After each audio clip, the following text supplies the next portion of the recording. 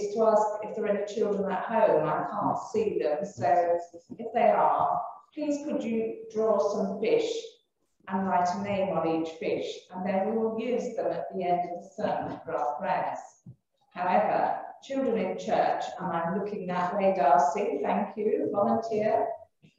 I would like you to have a search around the church for fish, and then write the name of someone in church you want to pray for if you have time.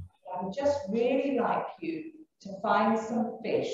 I've spread them all over the church, so get started. They're on white sheets of paper.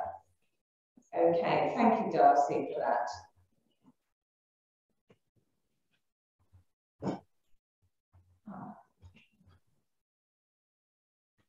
Is the remote not working? Is it the other way around? Or maybe he needs to do it. Right. Our Old Testament for today, so beautifully read for us by Luca, was from Isaiah and dates back to 442 BC, when King Uzziah died after 14 years on the throne. So not nearly as long as our Queen, who's had 70 years. Uzziah had been a strong king, and so the country had had 40 years of peace, and they had achieved economic prosperity.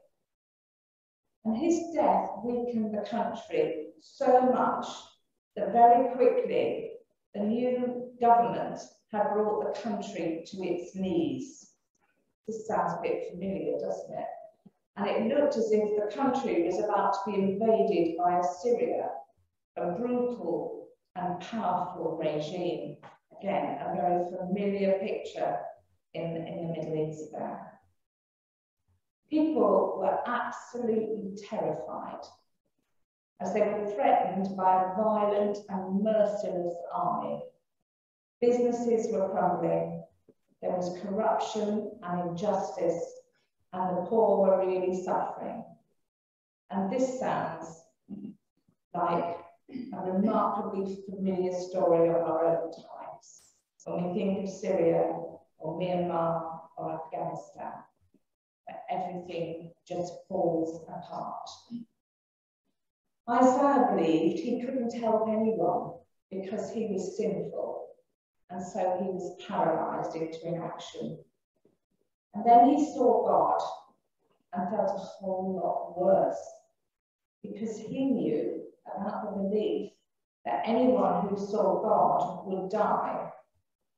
And we read that God touched symbolically Isaiah's lips with burning coals, which sounds agonizing, and blotted out his sins and gave him the power to act. And when God said, "Whom shall I send to sort out this awful mess?" Isaiah felt strong enough to say, "Here I am, send me."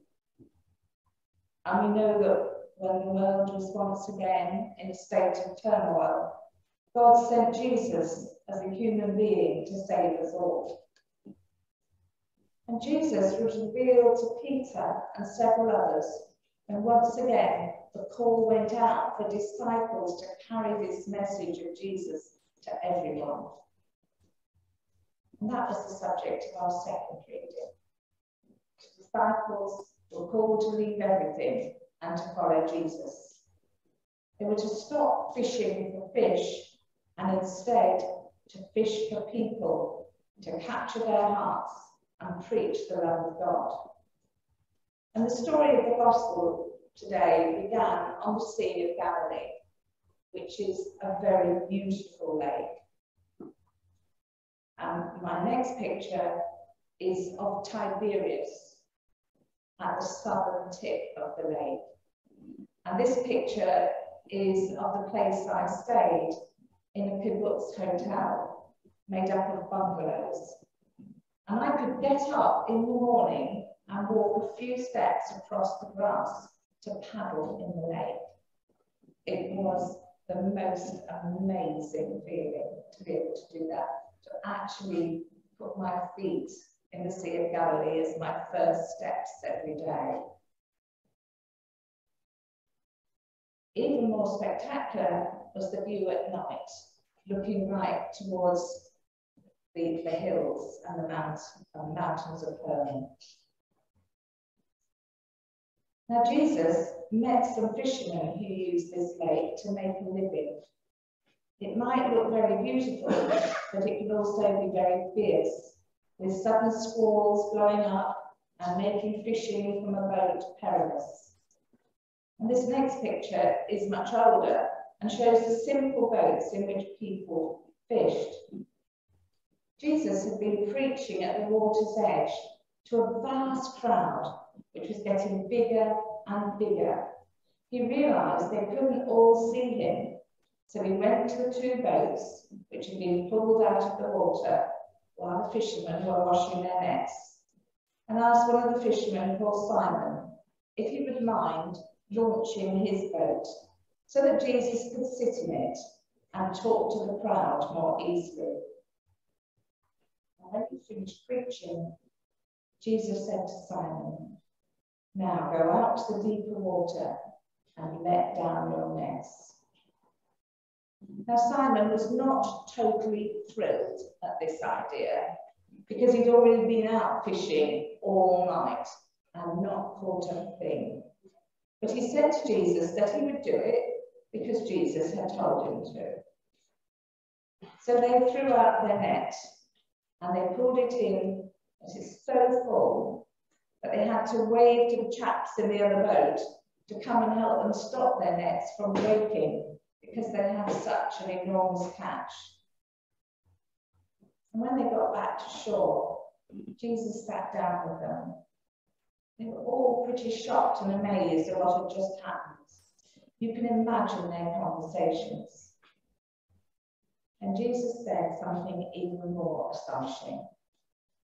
"I want you to leave all of this and come with me. And instead of catching fish, I want you to catch people.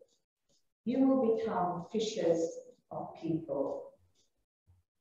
The last verse says, they pulled their boats up on shore, left everything, and followed him. Such wonderful trust and belief. Would we have dared to take that great leap into the unknown? Or to say like Isaiah, "Here I am, send me"?